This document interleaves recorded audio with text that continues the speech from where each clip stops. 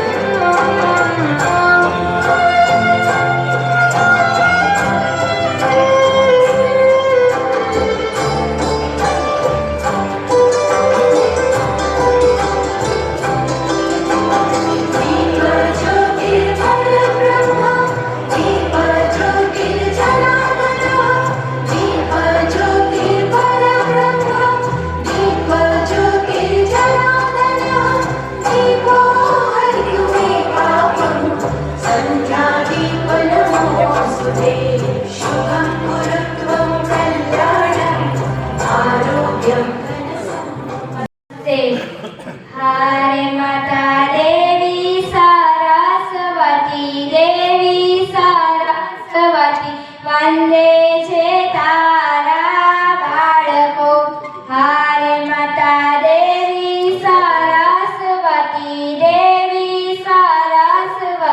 वंदे छे तारा बाळको हारे माता फूलडानी माळा पहरावे तारा बाळको हारे माता फूलडानी माळा पहरावे तारा बाळको हारे माता देवी सरस्वती वंदे छे तारा बाळको हारे माता आटली छे विनंती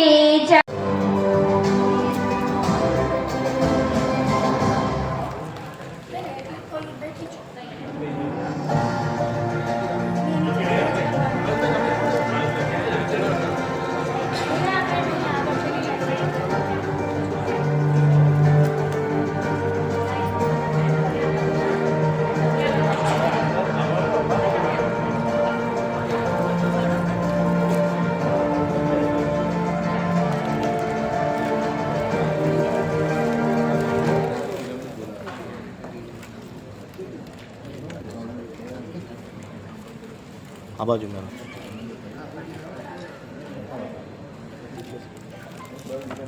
આપ સૌની સમક્ષ કાર્યક્રમમાં ઉપસ્થિત મહેમાનશ્રીઓ, અધિકારીશ્રીઓનું પુષ્પગુચ્છ દ્વારા અભિવાદન થઈ રહ્યું છે. આ શુભ ક્ષણને જોરદાર તાળીઓ વડે વધાવી લેશું. શબ્દોથી સ્વાગત ચાલુ છે. થોડું વચ્ચે ઇન્ટરપ્ટ કરું છું, મને ખરેખર ઇન્ટરપ્ટ કરવાનું મન થયું. પુષ્પગુચ્છથી સ્વાગત થઈ ચૂક્યું છે, પણ શબ્દોથી સ્વાગત કરવાની જરૂર ઊભી થઈ છે.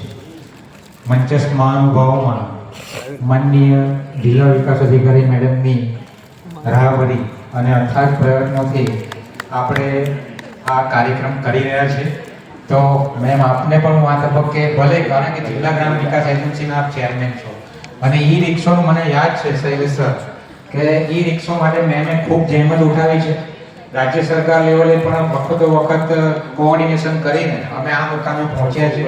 ખૂબ સસ્તી અને વ્યાજબી ભાવે રિક્ષાઓ લેવામાં આવી છે. મેમ આપને અમે આવકારીએ છીએ, હૃદયથી આવકારીએ છીએ જિલ્લા ગ્રામ વિકાસ એજન્સી. Thank you. આપનો ખૂબ અંતે જે નવું સભાગૃહ છે તેનું લોકાર્પણ થયું છે સાથે આપણે જિલ્લામાં ઈ રિક્ષાઓ પણ પહોંચાડી રહ્યા છે. શું મેસેજ આપવાનું? આજે વડોદરા જિલ્લા પંચાયતના સભાખંડનું ઇનોગ્રેશન કરવામાં આવ્યું. તેમાં વાઘોડિયાના ધારાસભ્ય શ્રી ધર્મેન્દ્રસિંહ બાપુ, ડભોઈના ધારાસભ્ય શ્રી શૈલેષભાઈ મહેતા સાહેબ, વડોદરા જિલ્લા ભાજપ પ્રમુખ સતીશભાઈ, વડોદરા જિલ્લાના વિકાસ અધિકારી શ્રી મમતાબેન હિરપરા, વિવિધ સમિતિઓના ચેરમેનશ્રીઓ, કારોબારી અધ્યક્ષ શ્રી નિલેશભાઈ, ઉપપ્રમુખ શ્રી અશ્વિનભાઈ, તેમજ વિરોધ પક્ષના નેતા મુબારકભાઈ, તેમજ વિવિધ સમિતિઓના ચેરમેન, તાલુકા પંચાયતના પ્રમુખશ્રીઓ, તાલુકા વિકાસ અધિકારીઓ, તેમજ વડોદરા જિલ્લા પંચાયતની પૂરી ટીમ તેમજ અધિકારીગણ આજે ઉપસ્થિત રહ્યા હતા. આજે 1993માં આ બિલ્ડિંગ બની હતી. ત્યાર પછી આ સૌ પ્રથમવાર 160 લાખના ખર્ચે આ સભાખંડનું રિનોવેશન કરવામાં આવ્યું છે. આજે અદ્યતન સુવિધાથી આ સભાખંડ અત્યારે તૈયાર છે અને મને ખૂબ જ હર્ષની લાગણી અનુભવી રહ્યું છું કે આ સભાખંડમાં અમે દરેક વિકાસના કાર્યો કરીશું. અસ્તુ ભારત માતા કી જય. વિકાસ થઈ રહ્યો છે. હાલમાં જ અમે 34 ગ્રામ પંચાયતો આપી હતી. નવી આંગણવાડીઓ હમણાં જ ઘણા તાલુકામાં નવીન આંગણવાડીઓના લોકાર્પણ પણ થઈ રહ્યા છે અને નાના નાના વિકાસના કામો ગ્રામ કક્ષાએ થઈ જ રહ્યા છે. અલગ વિષય છે બરાબર છે. લાય તો છેલ્લે લોકો અડાઈ દો ને છેલ્લે રોલ. પટેલ સાહેબ શું કહેશો? ઉદ્ઘાટનના દિવસે જ આ પ્રકારે શબ્દોમાં ઉખડવાની તૈયારી શું? ખાસ તો સર્વપ્રથમ સ્થાનિક સ્વરાજ્યની જે સંસ્થાઓ છે, તાલુકા પંચાયત, જિલ્લા પંચાયત, ગ્રામ પંચાયત, એનો જે કાયદો 1963માં આવ્યો અને ત્યારથી જિલ્લા પંચાયતની જે બિલ્ડિંગ છે એ ભદ્ર કચેરી પાણીગેટ મુકામે કાર્યરત થયેલી, પરંતુ ટ્રાફિકના કારણે આ જે જિલ્લા પંચાયતની જે બિલ્ડિંગ છે એ 1993માં જિલ્લા પંચાયતના જે પ્રમુખ જગદીશભાઈ પટેલ જે હતા એમના અધ્યક્ષ સ્થાને મતલબ કે અહીંયા બનાવવામાં આવેલો. અને તે વખતે રાજ્યના આપણા જે ચિમનભાઈ પટેલ મુખ્યમંત્રી હતા અને જે સ્વબંધનની જે ગ્રાન્ટ છે એ ગ્રાન્ટમાંથી આ જિલ્લા પંચાયતનું બિલ્ડિંગ બનાવવામાં આવેલું.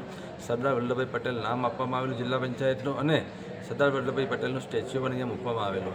એ સરદાર વલ્લભભાઈ પટેલ જે બિલ્ડિંગ છે એ આખા ગુજરાતમાં તે વખતના સમયગાળામાં આવી કોઈ બિલ્ડિંગ બની નહીં હોય, પરંતુ સમય જતાં આધુનિક સમય આવતા એસી છે, મ્યુઝિક સિસ્ટમ છે, એની જરૂરિયાત ઉપસ્થિત થતાં આજે રિનોવેશનનું જે આ બિલ્ડિંગ બન્યું છે એમાં જિલ્લા પંચાયતના જિલ્લા વિકાસ અધિકારી સાહેબ, જિલ્લા પંચાયતના પ્રમુખશ્રી, જિલ્લા પંચાયતના તમામ સભ્યોના સાથ સહકારથી અમે એક વખત 60 લાખ રૂપિયા, બીજી વખત 1 કરોડ રૂપિયા સામાન્ય સભામાં ફાળવ્યા.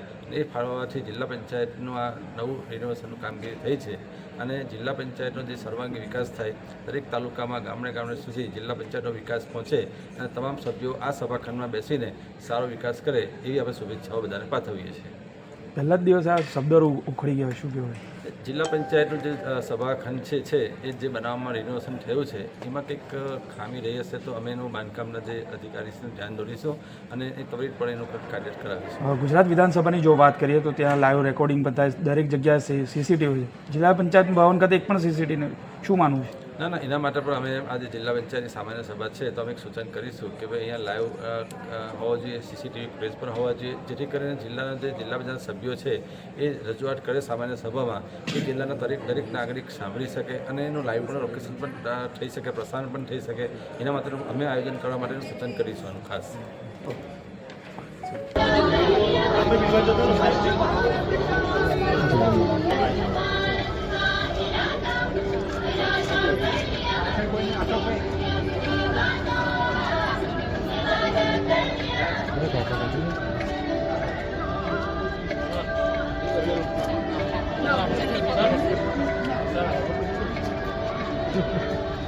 हमसे निकलेगी स्वच्छता की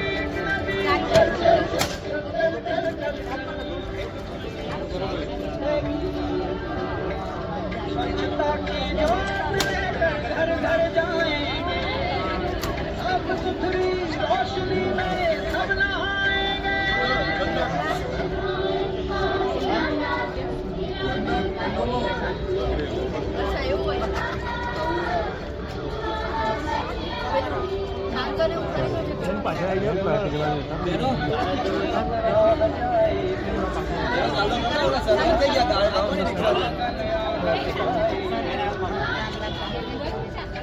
गांधी जी का अवतार करना, स्वच्छता का देश में त्योहार करना है।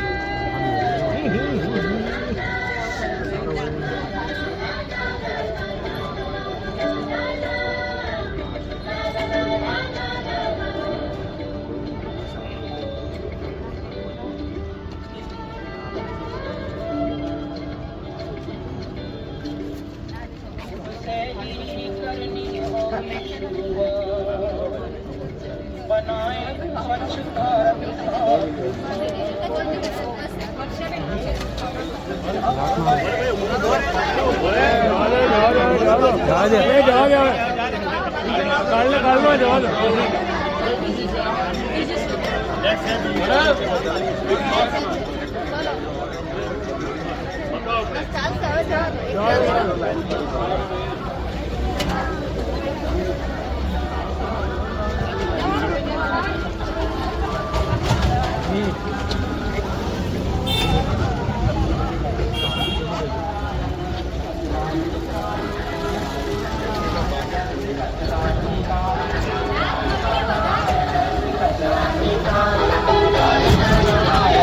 Let's go.